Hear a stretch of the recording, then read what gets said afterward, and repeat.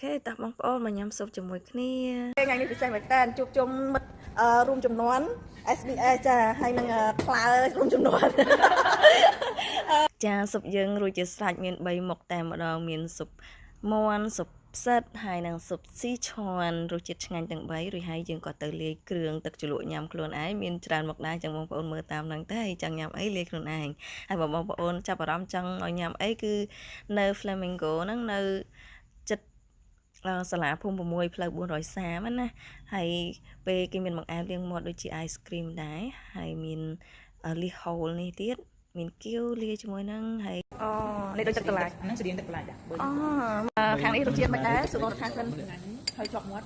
ជាប់មាត់ខ្ញុំសាកអាមួយនេះខ្ញុំគេមានអាហារឆ្ងាញ់ជាប់ច្រើនសិនឈ្មោះម្ដងទៀតសិលាអូខេសិលាវិញឆ្ងាញ់បាត់លក់រសជាតិប៉ុន្មានមកឯងអូសិមើលហាមកធំៗតិចមើលនេះ review ពិតៗហ្មងណា